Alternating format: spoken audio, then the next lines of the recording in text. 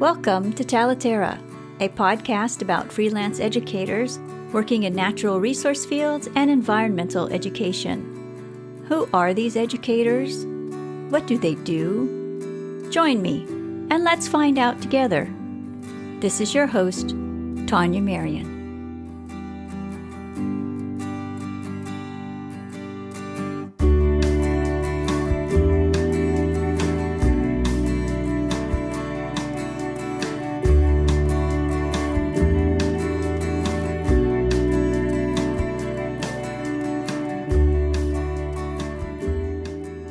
Today my guest is Demirdjian, artist, educator, business leader, author, and principal at Poetry Consults. Tina's specialty is partnership development, business leadership, writing, and fundraising. She also facilitates workshops at schools, nonprofits, museums, libraries, and community centers. Tina uses poetry and creative strategies to build sustainable partnerships, to promote an organization's mission, and to engage board members and stakeholders.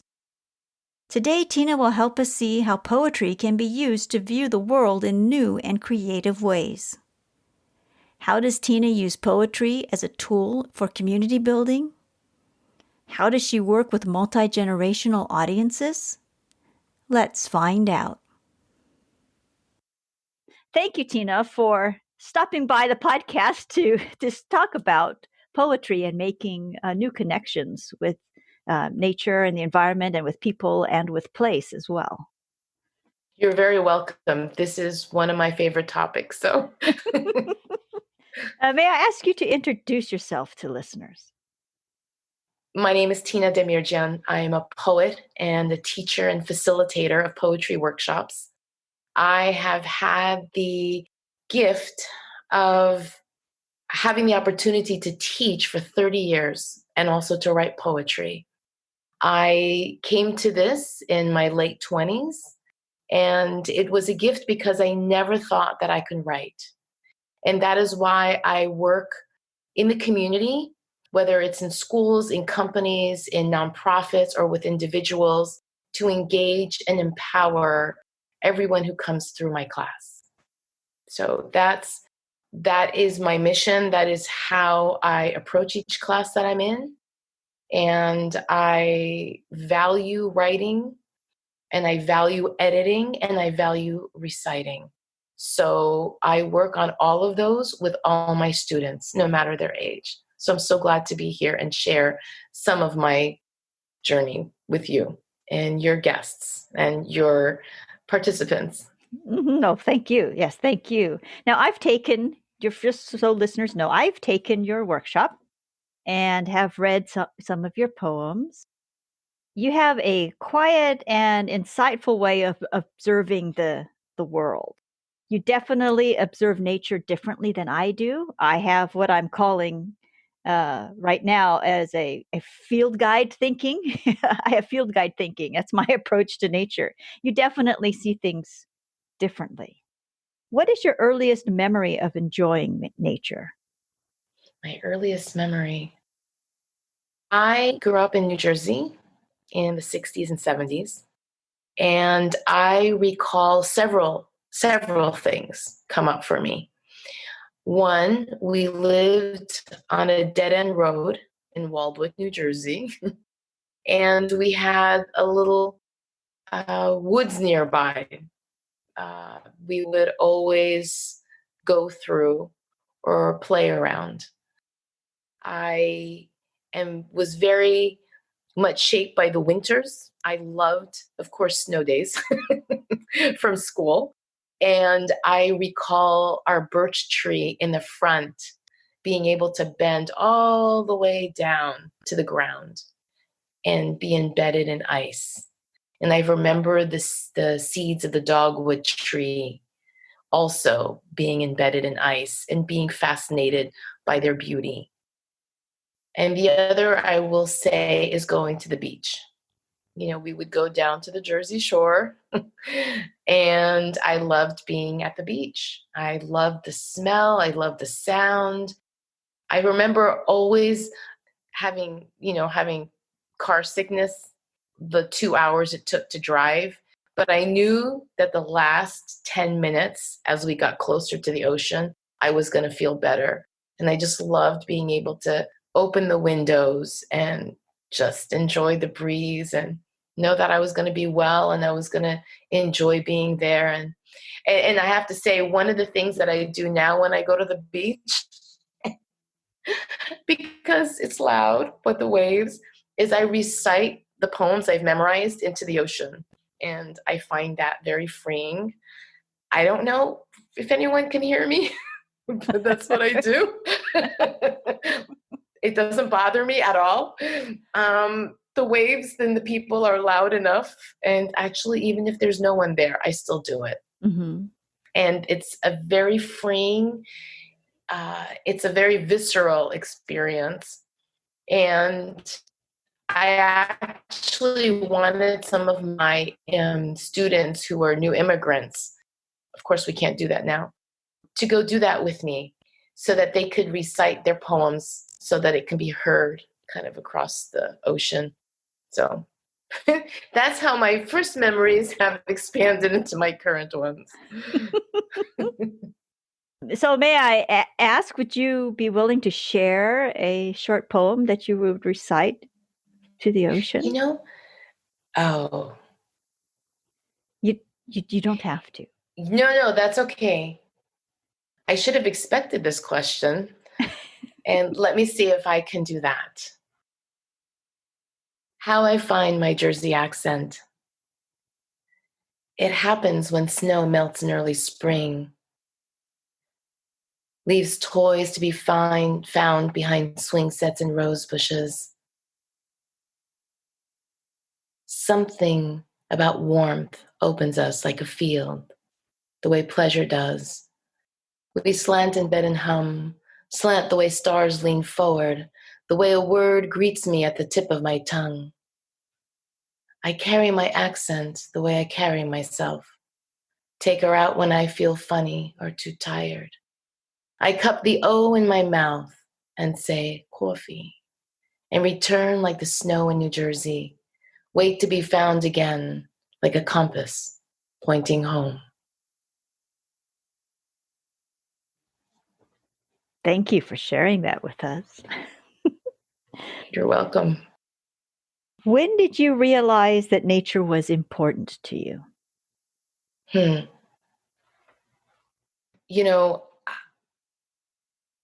There's that old adage, stop and smell the roses, right?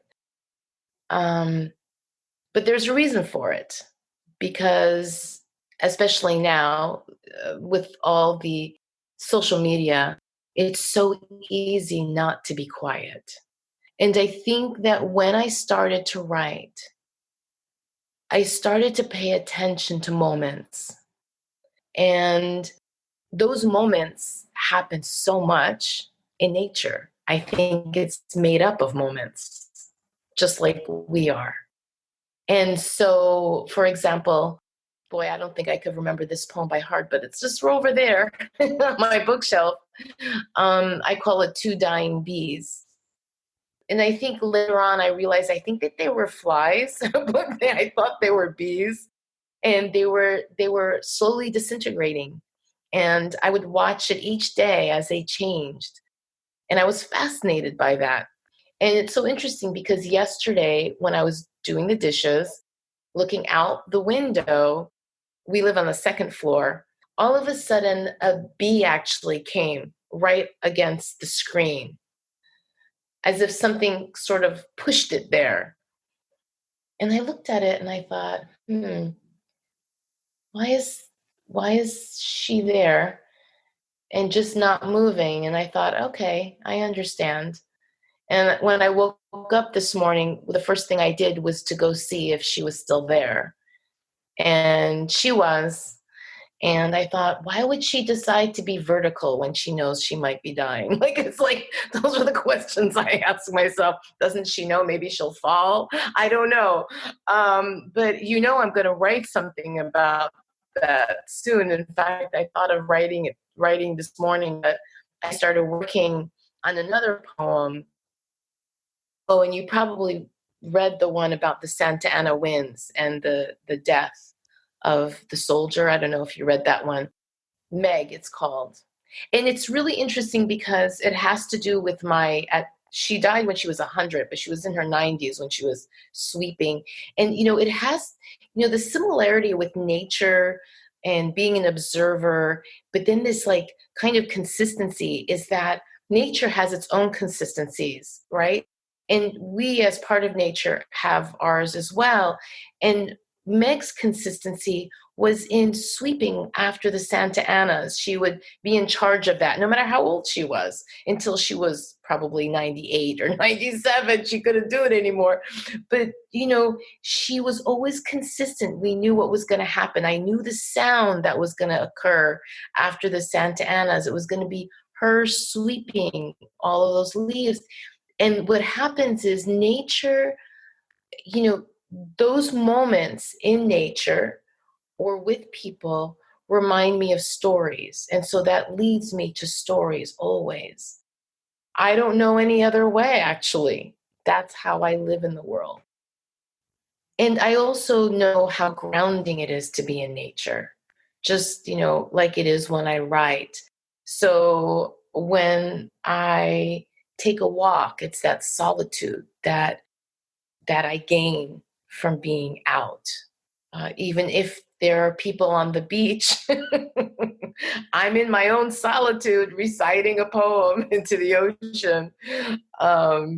So, yeah. Yeah. Yes. No, and I did read Two Dying Bees this morning. Oh, you did? Yeah, Where I did read you that. find Yeah. that one? Yeah. Oh, okay. It's on the I will include a link in the show notes to That's great. I don't remember where that one was it's published. in the Armenian Poetry Project. Oh, that's right. I forgot about that. Yeah. It's been a while. You mentioned that you write every day. What does your practice look like? My practice maybe has slightly changed. And that honestly, this is a little bit of another topic, but when I really decluttered everything in my house, I remember I had several stacks. And of course, I recently found some more, but it's okay. I had several stacks by my bed that I'd piled up. And I thought, oh, what am I going to go through that? And then one day I did. And what I did was I took all the poems and I piled up all of my edits. Sometimes I had like 20 edits for one poem, you know? So I piled them up, I organized all of them. And so, in that respect, the way my practice has changed is that I do look at my work, my previous work that is not complete. I do consider that part of my process now, very much so. And I really relish in editing them in a way that I feel over the years I've gained more of an understanding of how to make them more present, even if they were written in the past, and also present also how can I say, in maybe addressing something that is also very present in my life, a theme or a situation. So my practice is that I don't necessarily write all day, but it's with me all day. So in the early morning or late at night are my favorite times to write. Sort of when I think most people are asleep somehow. I don't know. Of course, the whole world is awake at some point in whatever region or zone. But that early morning really gives me time to reflect and be more quiet is really what it is. Or if it's late at night, it does the same, has the same effect for me. I probably will say I might focus for about an hour or so, but then throughout the day, it just comes like it washes over me through the day. And sometimes I don't get to write every day. I think when the whole pandemic started, I think it was got me a little discombobulated. And what I did was, in order to make sure I focus, I got a few of my friends, and my husband included, he's also a poet. And we, that's our Saturday night. We hang out and we read poetry, our own and others. And that helps, like, it keeps a thread going, through this sort of little upended time that we have. You have 20 years of experience in community building through your workshops. And you've led community building workshops for all sorts of different entities and at different places. I know you've done some work with healthcare audiences.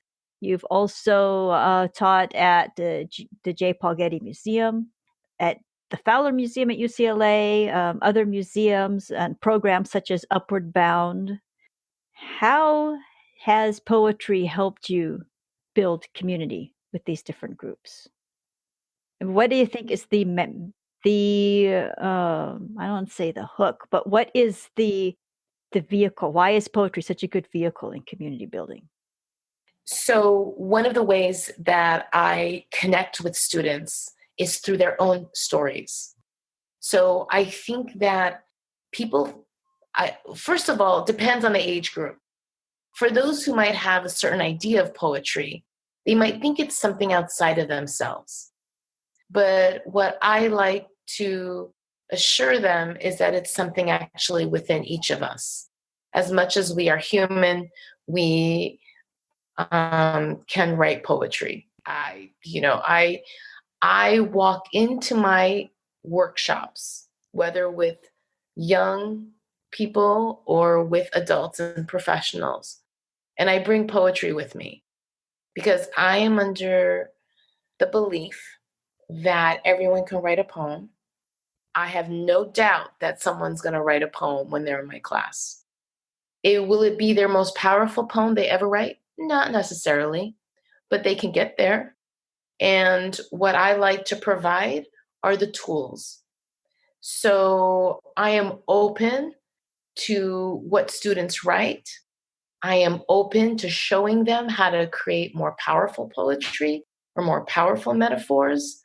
And I'm always under the belief that it can be done. I have no doubt. I remember one of the people who hired me actually to do some of my to work with leaders in the healthcare industry. I also happened to teach, it was a coincidence, her son in one of my classes. Her son, who sometimes doesn't always follow the rules. And so she told me that that was his favorite part in class. Now, that doesn't mean I don't have rules for behavior in the class. It means that I go outside of the rules of what some of his English teachers might suggest, and or what he expects they would suggest. And so, but I'm also still strict in the sense that I say, are you showing me or are you telling me this information? So I have sort of my own rules that might be different than others' rules. And they're not just mine. I believe they're the rules of poetry, of writing powerful poetry. Not just because I've observed that, it's just because I know others have observed that as well. So I think that when people have the opportunity to be engaged with their own stories, with their own thoughts, with their own feelings, and that is given value in a workshop, why wouldn't they be engaged? Yep. At the heart of environmental interpretation is information. However, interpretation is not just about information. One of the forefathers of the field, Freeman Tilden, is often quoted as having said, "The aim of interpretation is not instruction, but provocation." How can poetry help with this? And how can it be used to reveal an object, a landscape, or a naturally occurring event? Wow. Because I think as each individual, we bring something different to observation. You know, we depending on our experiences, depending on our interpretation of our own lives, we, I think, observe differently. And because of that, we're going to show a moment in nature different than the person sitting next to us. So I think that in that respect, interpretation provokes something different in each of us. That's not even a choice. I think that just happens. You know, I would have a totally different interpretation, you know, observing insects than my husband would. Let me just give you that example. And I say that just because I'm a girl and he's a boy, right? Mm-hmm. It's because I grew up in a suburb in New Jersey and he grew up in El Salvador. You know, tying a string around a beetle and using it like a helicopter. So when I would see a beetle in the house, can you please take care of that? I'm not going near the beetle, you know. And he just looks at me and thinks, I used to play with them. I've lived in the jungle for weeks at a time. When my father was exiled from Honduras into Guatemala, I lived in a jungle with him because he wasn't supposed to be in Guatemala either, you know? And so he's had such different experiences than I have. So in that respect, he's going to be able to look at something and really give you a completely different poem than I am. You know, I do have a poem actually about, in a book of mine called Imprint, I have a poem about how he was 8 when he was in Guatemala and he learned how to fish with his hands. He learned how to put his, you know, hand in the water and be still, like the indigenous person who taught him there, who was Marien. And then he would just close his hand around the fish because the fish would come to inside his palm, to the warmth of his palm. And all he had to do was close it. And I was like, wow. So it's like that for me, it was that moment that was fascinating that he told me about. So. It's a wonderful story. Yeah. You are absolutely right. Everyone approaches nature differently. They all have different life experiences, different relationships. Like, for example, as I said earlier, my approach to nature tends to be the field guide approach. You know, I assess things as a check, you know, a box. It's not that I'm always like keying things out, identifying things, but that's my, you know, that's my thing. I have a field guide collection in my personal library because I love to see how people have interpreted plants, you know, and the different ways they've depicted the plants. So, for example, in the poem Two Dying Bees, you would do what? Mm. I would talk about them aging and becoming still, well, either on the sidewalk, because sometimes when I see them on the sidewalk, I pick them up, I talk to them, and I move them out of the way. Oh, I love that. That's a poem right there. Yeah.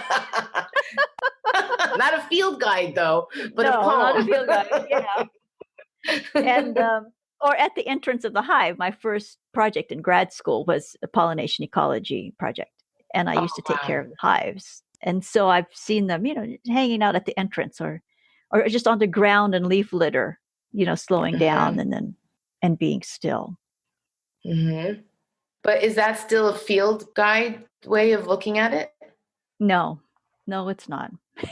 So the poetry is already seeping in. Mm-hmm. Mm-hmm. Tania. Yeah. Yeah, yes. Yeah, no, Happy yes, for that influence.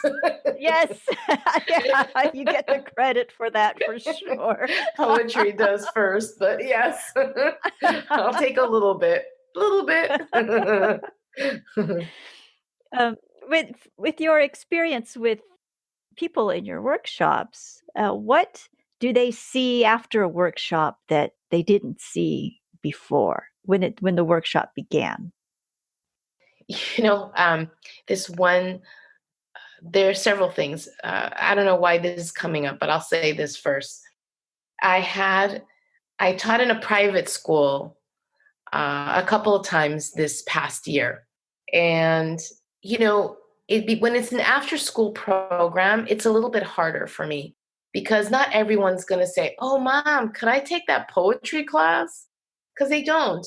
The magic happens when they're in a regular class and I show up and then they get surprised, right? That they suddenly can write.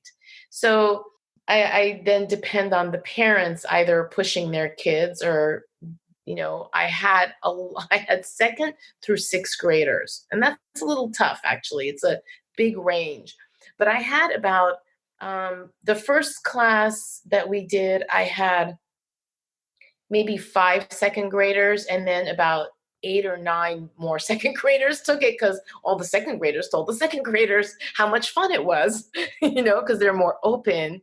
But initially, my one biggest fan of the second graders who said, "Can't we do this for 1,000 days? Can't we do poetry for 1,000 days?"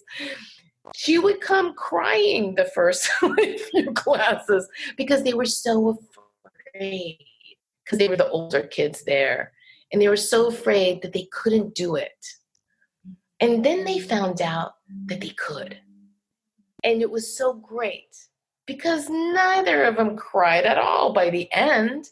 In fact, they got up proudly and recited their poems during the end of the series, which was only like 6 weeks.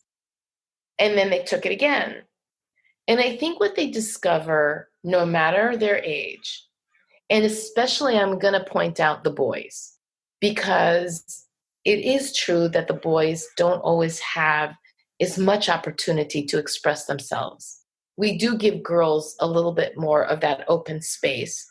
Of course, not much else sometimes for girls, but we do give them their open space to have feelings more than we do boys. So I think that the boys get a little bit more surprised that they can express themselves and that they actually enjoy the writing. And the fact that they enjoy it is what makes me really happy because that helps engage them more. And then the more engaged they are, the more empowered they can become. They do like the idea of becoming more powerful, of writing more poems that are more powerful or that they can actually make something more powerful. Um, and I, I remember one class that I had 36 students in this summer program. It was in Glendale, it was Glendale Youth Alliance. And it was many years ago, and they needed somebody to help with English and with writing, with language arts. And so they knew I wrote poetry. They knew that that's what I did. So they hired me.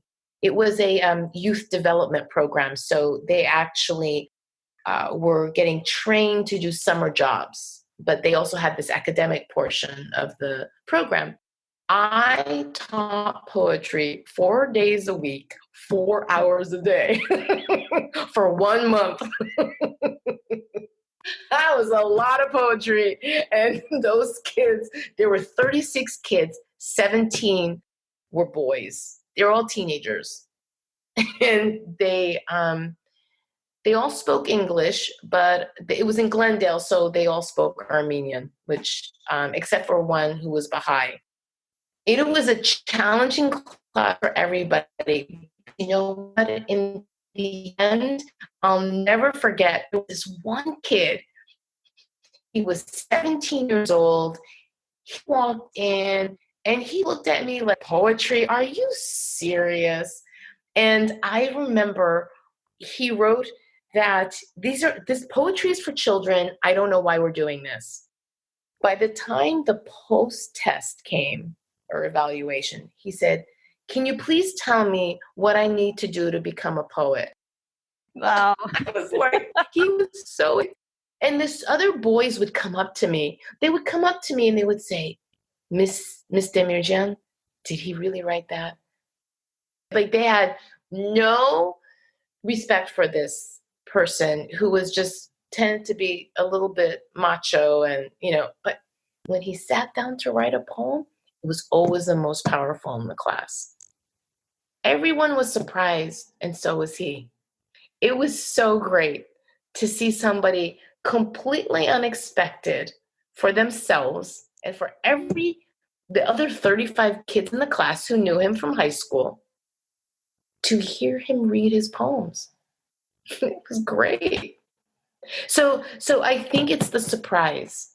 They surprise themselves, they surprise their parents. And they don't surprise me too much, but they make me happy. What, in your years of experience, you've been teaching poetry for 30 years, reading and writing poetry for 30 years. What do you wish people understood about poetry? What would you like them to understand? That it's in our daily lives. It's not outside of ourselves. It's like saying, what would you like someone to understand about nature? It's part of our environment. It's part of our daily life. It's part of where we come from. If they could if poetry lived this part of the brain, like right here, if they could take their interpretation of it out so that we can write together, that's what I would want. That is the opportunity that I would want. And not because I want everyone to be my student. No. If I could have a brief moment for those who might not believe that they can write, then they can go anywhere they want, take all the classes they want.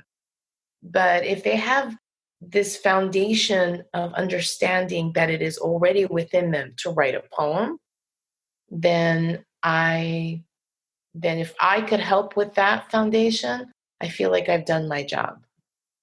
I can definitely attest that you've helped me see differently and think differently. I'd like you to one day think about writing a poem about the map.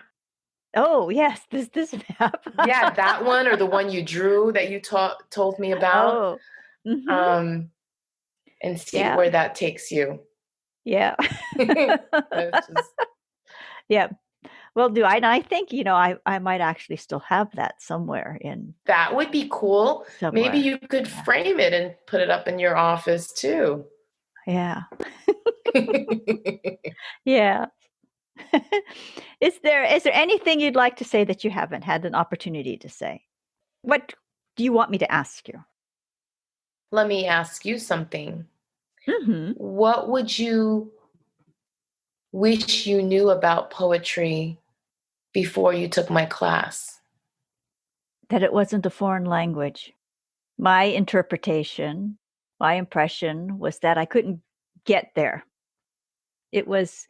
I've read poetry here and there, but it felt like it had to come from a different place, a place that I wasn't at or couldn't find but that's not the case at all, as I found out. It is not a foreign language. It's not foreign at all. As you said, it's everywhere. And the process that you walked us through is very calming and peaceful, and it's engaging. But at the same time of being engaging, what struck me about your workshop is that it's very engaging, but it's also sitting still. It's a practice of sitting still. You gave us room to sit still. And also be very engaged, if that makes sense. I don't know if that makes sense. Yeah, I mean, that makes sense to me. And so I think that when you're, for example, journaling about nature, Mm-hmm. I mean, what do you do? But you must sit still. Yeah. How, and I really believe that understanding a subject through poetry, right, leads us to a place of understanding we might not have gotten to as soon as we do through poetry. Because while you're understanding the leaf in front of you, you know what I mean? Or the tree or the plant or the insect, whatever it might be, I believe the truth is you're also understanding a part of yourself too. And it's almost like even a shortcut, you know what I mean? To understanding something at a deeper level because you're understanding yourself. So that's what I interpret or what I think about when I see nature, because it's reflecting a part of us in a moment of time, you know. And so I think that's a great way to then engage people in a field like those in the field with the people you work with and who work with you and you connect. It's a great way of being able to engage not only those people, but also the people they want to engage, to be interested what they're interested in the work of nature or the nature of their work. Either way, I think you always want to pull people in, and poetry is a way of doing that because it's a way of people having conversation in a different way. And it's in relating to people at a different level, just like it is relating to nature in a different level. So whether you read Mary Oliver or you might read Emily Dickinson, or someone else, or read the field notes that someone wrote, it might be interesting if someone could interpret a poem through someone's field notes. I wonder what that would look like or be like. Yeah. Oh, that'd be good because it's true. When I journal and write, it's surface observations and some thoughts and some reflection. But as you said, writing it as a form of poetry, it's a different look. It bumps it up a little bit. It's a closer look and it's less wordy, and you drop some of the baggage and the words that you might normally use in that situation, and it really hones in your thinking. I read your poet about Emily Dickinson. Oh, as well. That wasn't. You found that one too? Like, that's really old. Yeah, and that's amazing. You're a good researcher. I can see why you do field work. And your worm biology one as well. Oh, yeah, that wasn't quite field work, but for sure. Yeah. But your reflections about Emily Dickinson, it's really great because Emily Dickinson, before she wrote poetry, she kept an herbarium. She would collect plants and studied botany. And there's a book about her herbarium. That's cool. That's not surprising. I love Emily Dickinson, and I love Mary Oliver also. If you ever read her work, if you haven't, check her out. Yeah. Okay, I will do that. Well, thank you, Tina, so much for stopping by. I loved it. And again, thank you for showing me a different way of seeing things and becoming a better listener. I am happy to hear that. That's thank you. It's a gift. Where can people find you online? Well, they can find me at www.poetryconsults.com. they can also find me on Instagram, which is going to be a new feed. The handle is under my name, Tina Demirdjian. And they will notice that I have some offerings on there they can participate in. My main focus is on engagement and empowerment, and in using poetry to find meaning, mindfulness, and play. So thank you very much. Thank you, Tina. To learn more about Tina and to read examples of her poetry, visit the links in the show notes. If you'd like to learn poetry with Tina in person, you're invited to join the workshop that she'll be leading for Talaterra Co-work. The workshop is called Talaterra on Poetry. Use poetry to engage your subject, your audience, and yourself. And this workshop will be held in May. I am really excited, Tania, to be able to be part of this workshop because I really think it gives everyone an opportunity to hone in on their favorite topic. They get to bring their subject with them because we're going to be doing it virtually or in a virtual space. So everyone will get sort of an introduction to help get the juices flowing, to have fun connecting with the people who are also working online, but then to be able to bring their own subject with them, whether it's something they have with them physically, or it's maybe even their field notes they have with them to reinterpret through poetry. They will have an opportunity to do so and to share that, and also to talk about how to use what they wrote as a way of engaging new audiences or continuing to engage current audiences. I do see poetry as a tool for that as well. It's a tool to understand ourselves, the world outside of us, but also to engage people in that which we love. So I look forward to it.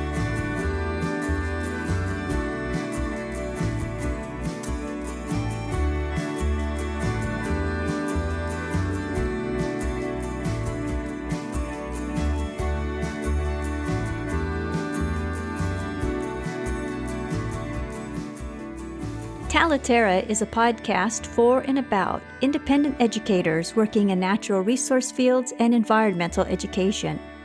If you enjoyed this episode, please share it with friends and colleagues. Thank you so much for joining us today. This is Tania Marien.